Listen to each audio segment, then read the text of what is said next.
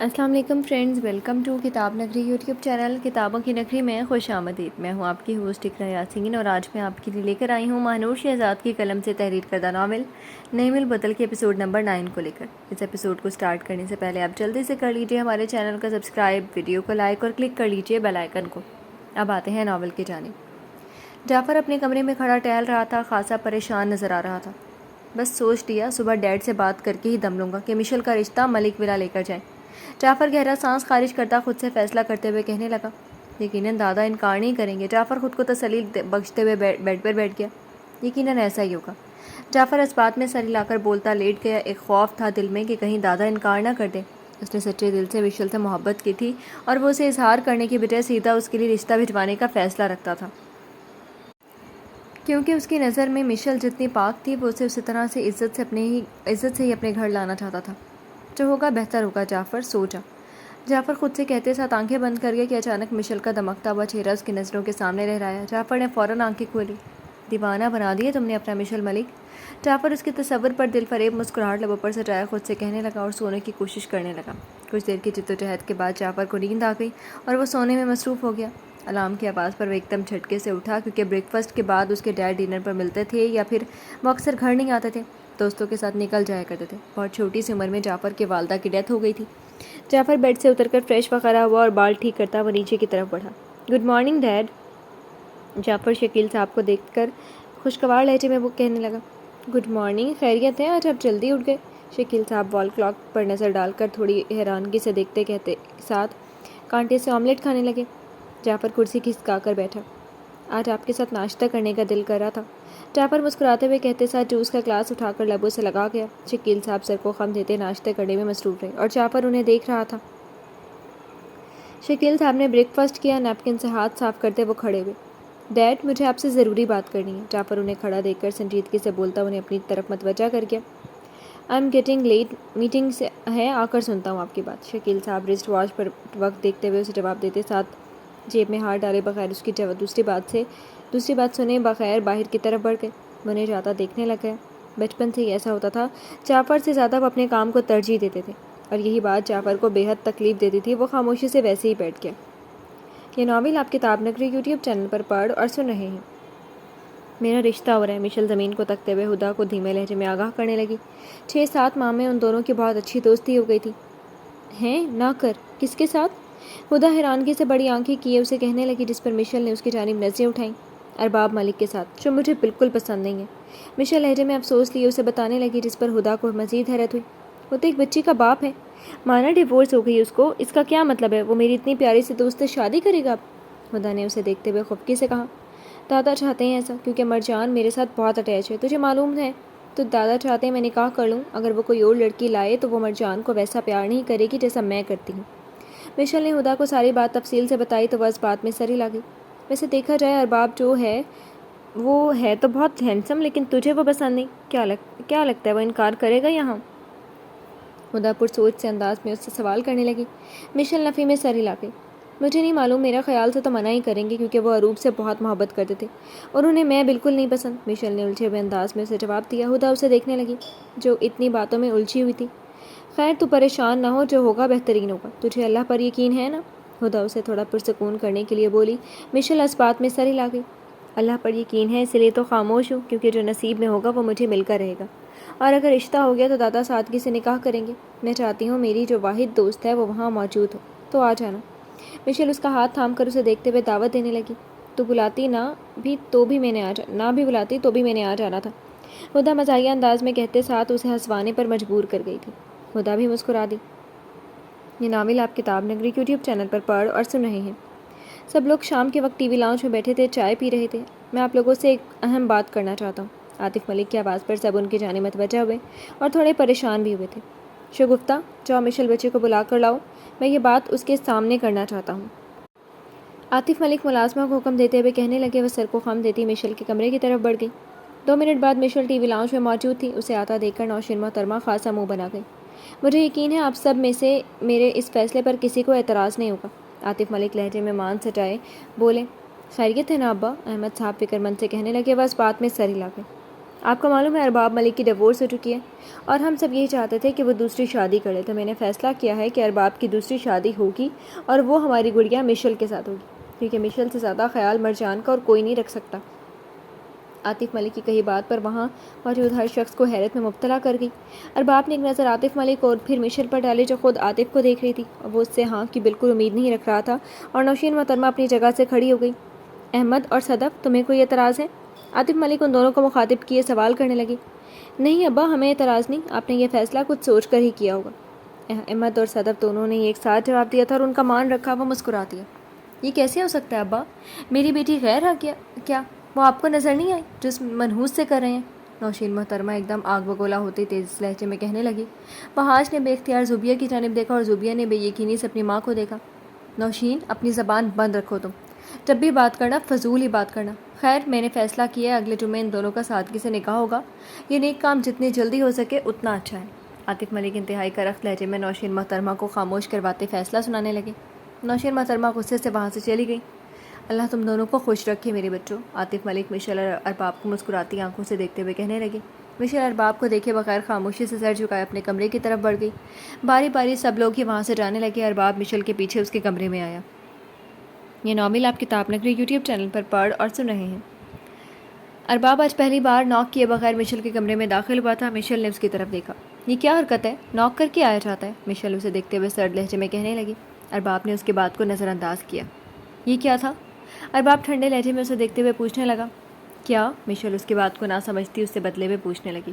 تم نے ہاں کیوں کی جبکہ مجھے معلوم ہے تمہیں میں بالکل پسند نہیں ہوں؟ ارباب نے سینے پر بازو باندھ کر سرد نگاہیں اس پر مرکوز کیے بتایا۔ دادا کو انکار نہیں کر سکے۔ مشل سر جھکائے دھیمے لہجے میں اسے سچ بتانے لگی۔ یہ فضول ایکسکیوز ہے، کہیں تم میرے سامنے میرے لیے اپنی ناپسندیدگی ظاہر کرنے کے واقعی میری زندگی میں شامل تو نہیں ہونا چاہتی تھی؟ ارباب اسے تفتیشی نگاہوں سے گھورتے ہوئے سخت لہجے میں بولا۔ مشل نے یکدم سر اٹھا کر اسے دیکھا۔ یہ آپ کیا بول رہے ہیں؟ مشل نے بے یقینی سے اسے دیکھتے ہوئے بولا۔ پوچھ رہا ہوں کہیں پھپھو صحیح تو نہیں بول رہی تھی؟ خود کو معصوم ثابت کر کے تم یہی تو نہیں کرنا چاہتی تھی؟ ارباب نے پتھریلے لہجے میں کہے گئے الفاظ مشل کے سر پر ہتھوڑے کے مانند لگے تھے۔ وہ بس اسے دیکھ رہی تھی، وہ ارباب سے ایسی کوئی امید نہیں رکھ رہی تھی۔ اس وقت اس کا ساتھ دینے والا ایک یہی تو تھا، اس کا محافظ یہی تو بنا تھا، تو اب وہ کیا بول رہا تھا؟ مشل بس خالی نگاہوں سے اسے دیکھ رہی تھی۔ مجھے لگتا ہے میں تمہارے معصوم چہرے کے ہاتھوں دھوکہ کھا بیٹھا ہوں، ہو سکتا ہے وقاص سچ بول رہا ہوں۔ ارباب ایک کے بعد اسے تکلیف پہنچانے والی باتیں کیے جا رہا تھا اور مشل کی برداشت سے باہر ہو رہا تھا۔ چپ ہو جائیں، آپ کو شرم نہیں آتی کسی لڑکی کے بارے میں اس قسم کے الفاظ استعمال کرتے ہوئے؟ آپ کبھی نہیں بدل سکتے۔ آپ کے لیے میری ناپسندیدگی بالکل ٹھیک تھی، غلط سوچ رکھ بیٹھی تھی آپ کے بارے میں، آپ بھی سب کی طرح ہیں۔ ان سب باتوں کے بعد میری ناپسندیدگی مزید بڑھ گئی ہے۔ آپ کے لیے مجھے کوئی شوق نہیں آپ کی زندگی میں آنے کا، میں یہ سب صرف مرجان اور دادا کی خاطر کر رہی ہوں، سمجھے آپ؟ کیونکہ دادا میرے لیے اس دنیا میں سب سے بڑھ کر ہیں۔ مشل اسے افسوس بھری نگاہوں سے دیکھتے ہوئے اونچی آواز میں کہنے لگی۔ تمہارے لیے یہی بہتر ہے کہ تم انکار کر دو، اسی میں تمہاری اور میری بہتری، میں مرجان کا خیال رکھ سکتا ہوں۔ ارباب ایک ایک لفظ چبا کر کہتے ساتھ کمرے سے باہر کی طرف بڑھ گیا۔ وہ اسے زیادہ دیکھنے لگ گئی۔ وہ شخص اس کی سوچ سے بھی زیادہ برا تھا۔ کچھ دن پہلے جو الفاظ نوشین محترمہ کے منہ سے سن کر اسے تکلیف نہیں ہوئی تھی جتنی ارباب کے منہ سے اپنے لیے سن کر ہوئی تھی، وہ اسی طرح کھڑے کھڑے بیڈ پر بیٹھ گئی تھی۔ اللہ تعالیٰ میری مشکلات کو آسان کر، یہ جو سب باتیں کر رہے ہیں مجھ پر، ان سب کو اس کا جواب دے اور صبر کرنے کی ہمت دے۔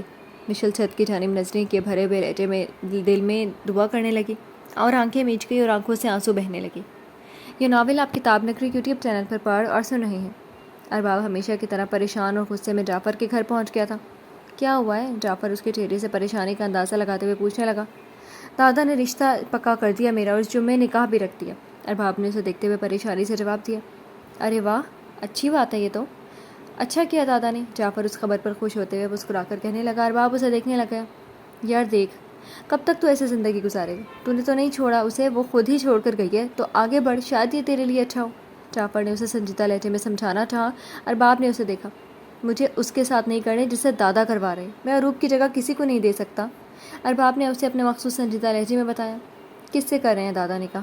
جعفر اس کے کندھے پر ہاتھ رکھے اسے پوچھنے لگا۔ ارباب نے گہرا سانس خارج کیا۔ مشل سے۔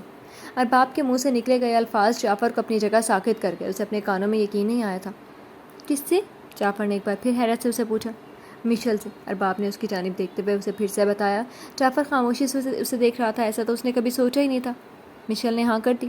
جعفر نے اس سے بمشکل یہ سوال کیا جس پر وہ اس بات میں سر ہلا گیا۔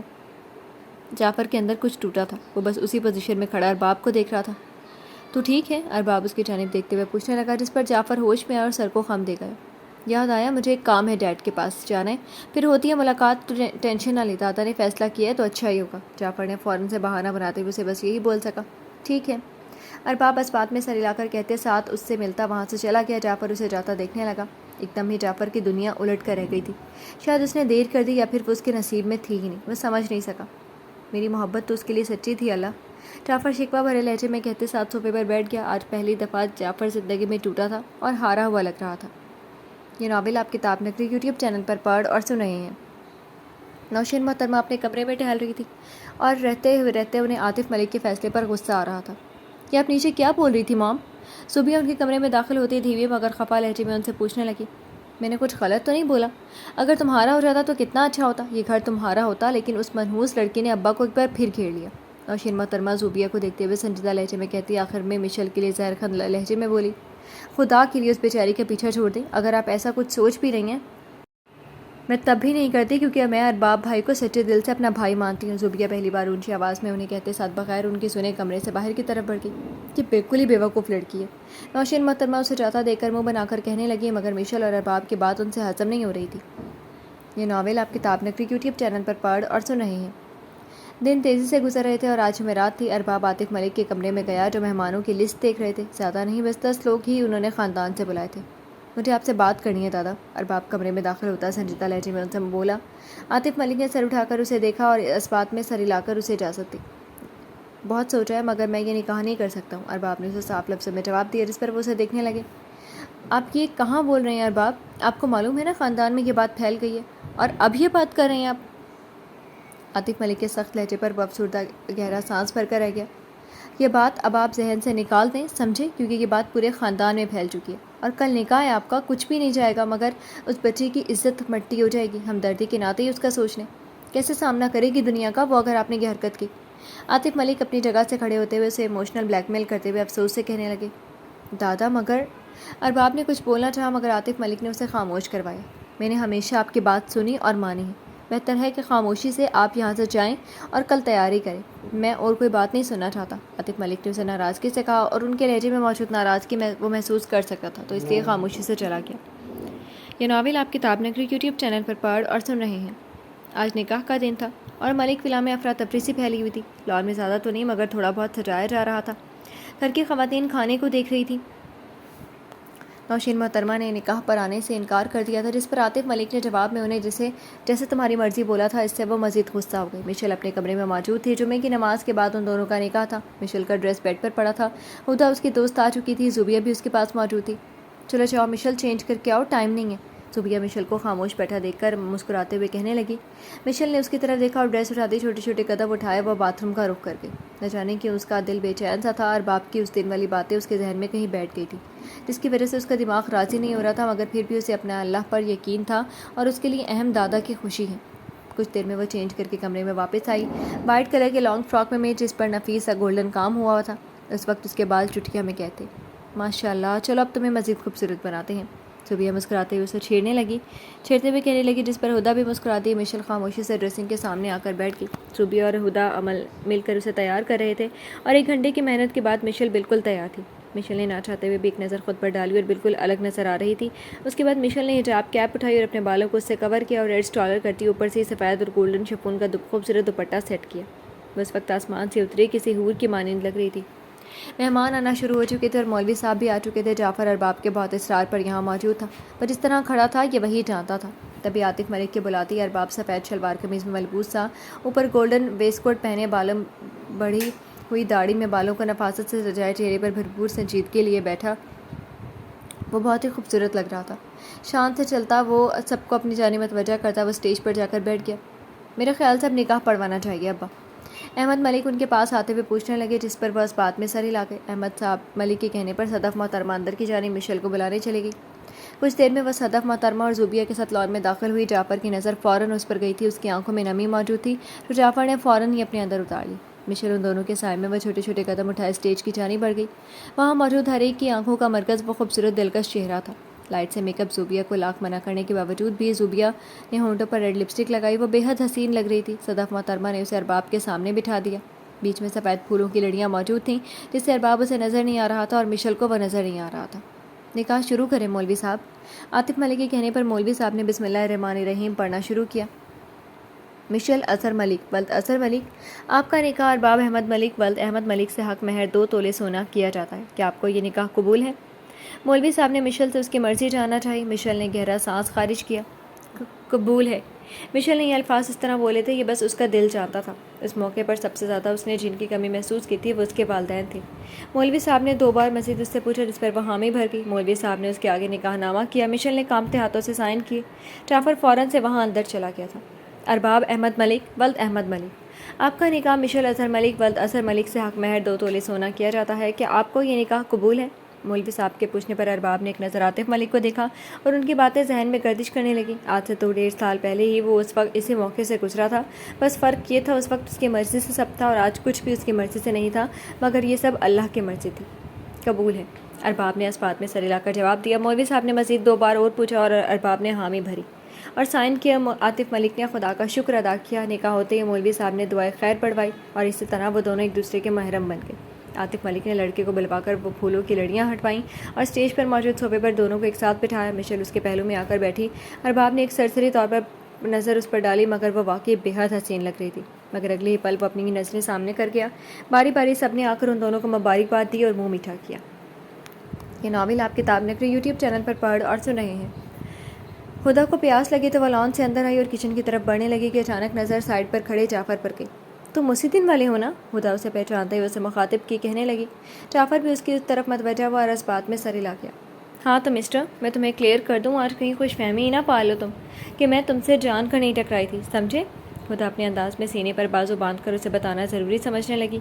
जाफ़र बगैर कोई जवाब दिए वहाँ से चला गया। वो मुँह खोले उसे जाता देखने लगी। एटीट्यूड तो देखो कैसे दिखा रहा है मुझे, इससे ज़्यादा दिखाना आता है। हुदा खासा मुंह बनाकर खुद से कहते साथ किचन की जानिब बढ़ गई। जी तो फ्रेंड्स, कैसे लगी आपको आज के एपिसोड? कमेंट सेक्शन में ज़रूर बताइएगा। फिर हाजिर होंगे नावल के नेक्स्ट एपिसोड के साथ। तब तक के लिए इजाज़त दीजिए। शुक्रिया। अल्लाह हाफ़िज़।